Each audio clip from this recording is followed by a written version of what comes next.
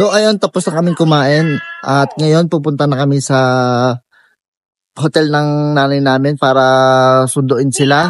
So lilibutin ulit natin itong Sapa, Vietnam ngayong araw sa day 3 natin mga kabiyahe. Kaya abangan nyo ulit mga kabiyahe yung mga lugar na pupuntahan namin. So ayun, nakasakay na tayo sa taxi. Ito si Kuya driver, Vietnamese. So ayun, nandito na kami sa hotel. Nasundo na namin ang mga artista naming mga kapatid. Ayan, mga OOTD nila. Pang malakasan ngayong araw mga kabiyahe. So ayun naman ang aking nanay, busy. Kaka OOTD din yan. So ayun mga kabiyahe, abangan nyo ang aming mga pupuntahan ngayong araw. Maraming salamat. Ble ble ble ble. So ayun mga kabiyahe, bibili kami ng ticket para sa train.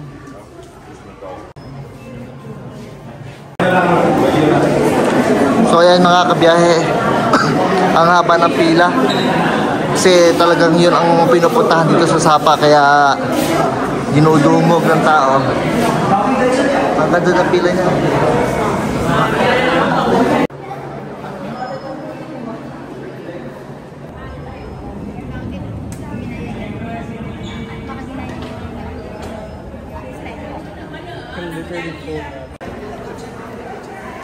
Pasakay na tayo sa train.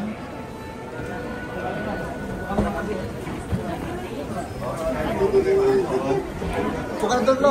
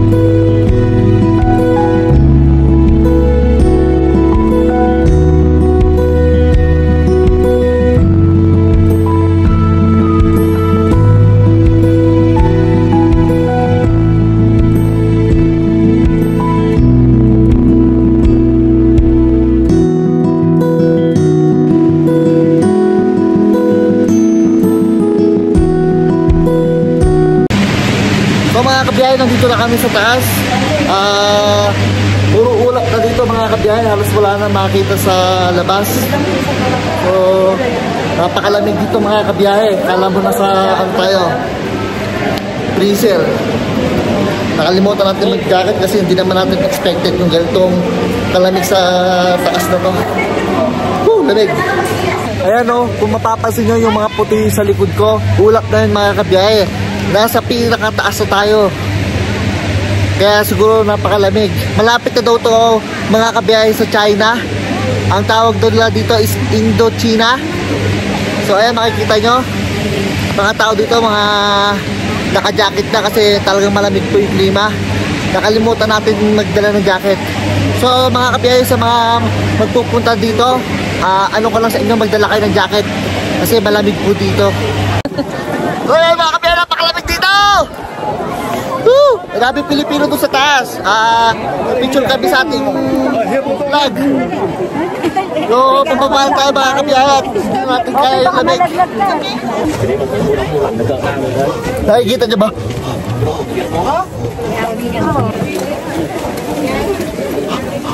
Para tayo magbibig ang lamig.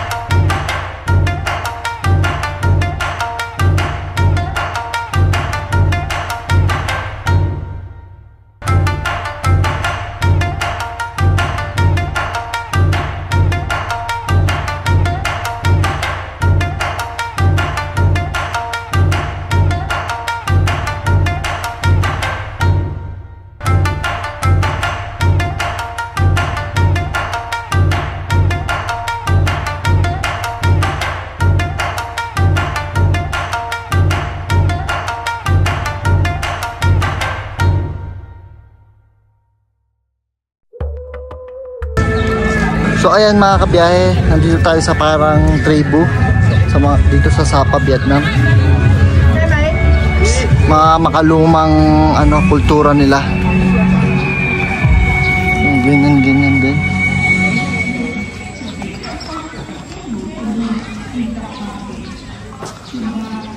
So ito mga gawaan ng gawa sa kahoy. Ang galing. Kuya. Gumagawa ng gulong.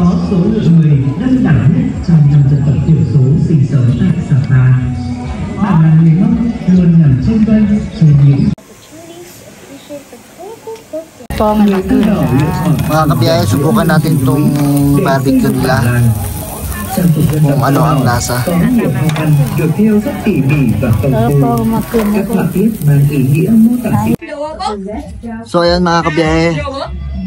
So ayan mga kabiyahe, titikman na natin yung kanilang barbecue, kung ano yung lasa.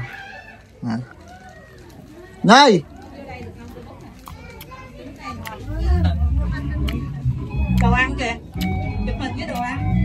Wala siyang masyadong timpla, ang timpla lang niya.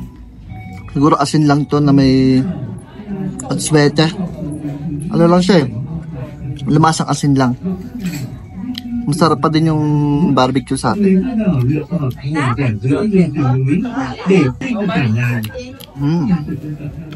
Tapos meron siyang lasang tanglad. Dito kasi sa Vietnam, maano sila sa mga tao dito. Sa mga halamang pangluto, tawag ng mga spices. Kaya yung mga pagkain nila dito mga healthy.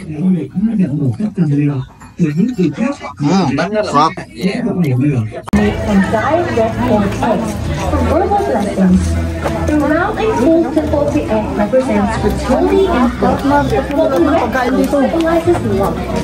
Visiting the site, people in that way. So mga kabiyahe, titikman din natin to. Itong parang binilad na karne tapos inihaw lang nila. Halika kayo, tikman natin. So ito na siya. Titikman na natin. Được tổ chức vào dịp đầu năm mới mang ý nghĩa tâm linh sâu sắc để cầu mong cho mưa thuận gió hòa. Parang ayaw makuya. Parang sa goma. Nghề trồng cây lanh dệt vải với rất nhiều công đoạn và rất nhiều thời gian để chế biến cây lanh. Dapat pag kumain ganito, hindi ka pustiso. Kasama pustiso mo. Chăm chỉ quanh năm với đôi bàn tay luôn có những sợi lanh. Khi du khách đến So So yan, titikman din natin yung sausage nila. Hindi mapakali ang kapatid ko. Lahat gustong tikman kung ano daw yung lasa. So yan, tikman mo na kung ano yung lasa niyan. Sanggol Capital Legend, kính chào quý khách. Bản này là một bản làng bình yên sửu phố. Ano lasa? Trên đỉnh núi Capital. Ha? Tigas, ano ka lasa? Là nơi hội tụ tinh văn hóa từ hát. Lasang, iambing mo sa pagkain sa Pilipinas. Trải nghiệm các hoạt động Parang ano lang. của từng dân tộc. Parang tuloy ko lang doon na like.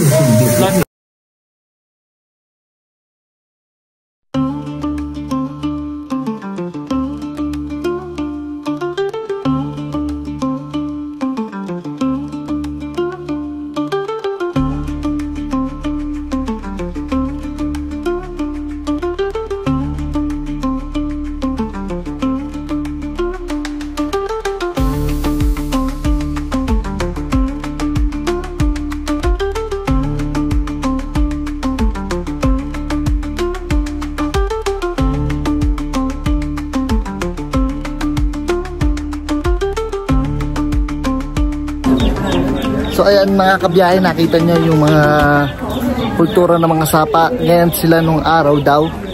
Ganyan yung mga bahay nila. Ganyan lang sila mamuhay, simple. Parang sa atin dun sa part ng mga mountain province, parang ganito din yung kultura. Halos hindi nagkakalayo. Kahit sa pagkain, ganoon din yung ano nila, mga panlasa. So mga kabiyahe, nandito kami sa Moana Cafe View.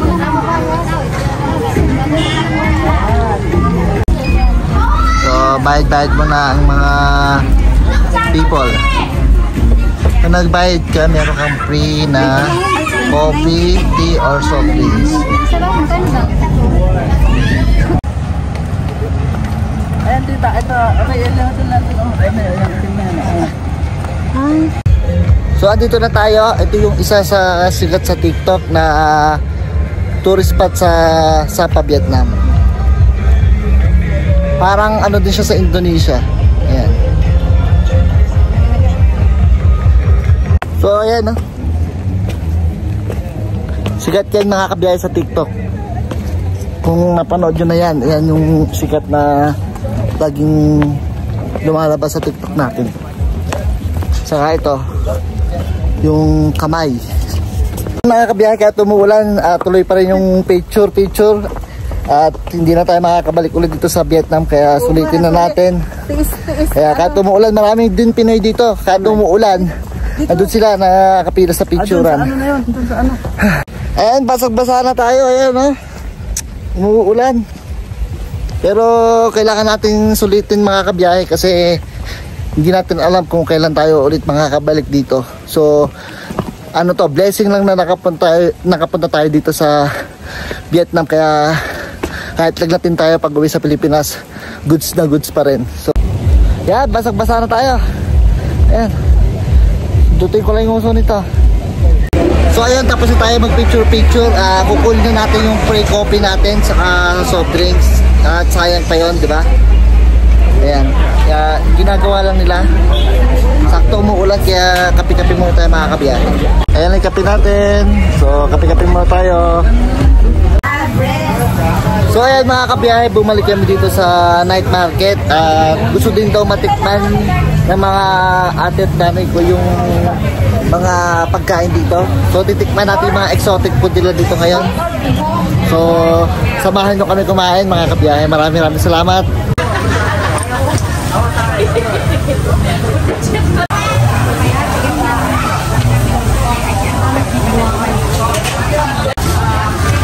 Dito naman sa kabila, meron silang mga iba't ibang klase ng mga puto. Ganito yung mga puto nila.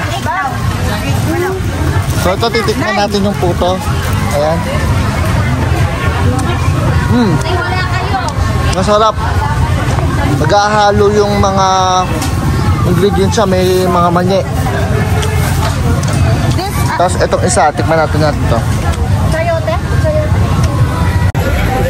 So dito mga kabiyahe sa likod ko, marami silang mga tapa na parang jerk siya. Mga tapang ano yan, mga tapang kabayo mga kabiyahe.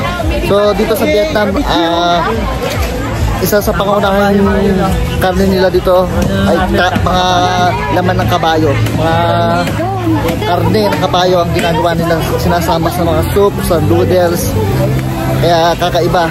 Pero parang hindi ko din maatim na kainin kasi kabayo parang hindi masarap, ganun, makunat. Yummy! Okay. Asin, sarap. Sarap ka. Sarap na ito ng pagpapasal. Bilang ka, tingnan mo. Hindi mo dito bilang ka. Ito ano ba to? Take mo ko kanina. 5-0. Sarap nga.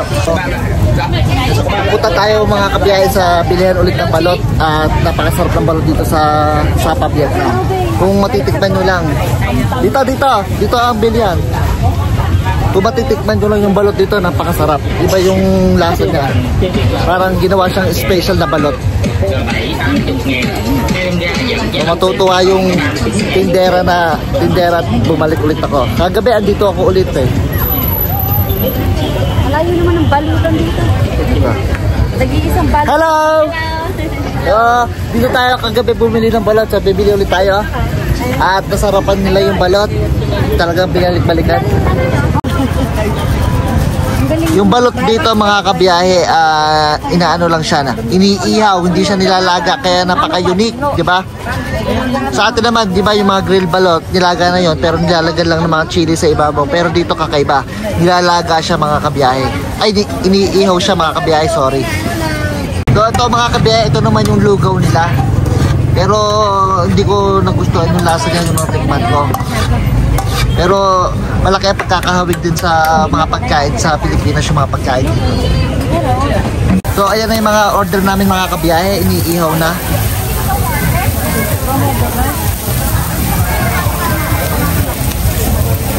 Yung kanin nila dito mga kabiyahe nakalagay sa bamboo.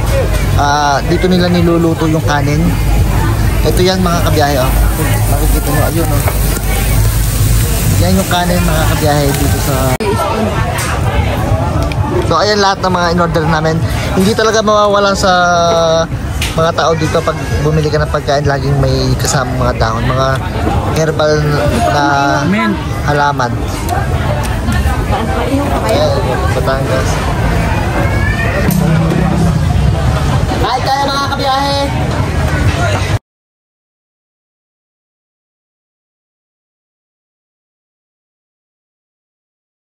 Ayan, pauwi na kami mga kabiyahe. Ano kami? Taxi. So ayan, siksikan kami sa likod.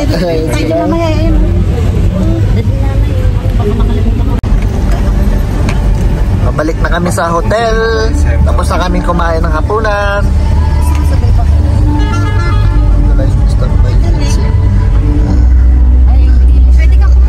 Sa pakikipag-usap sa kanila mga kabiyahe, gumagamit sila ng translation kasi hindi sila marunong mag-English. Punang Hotel. Dito na kami sa Punang Hotel.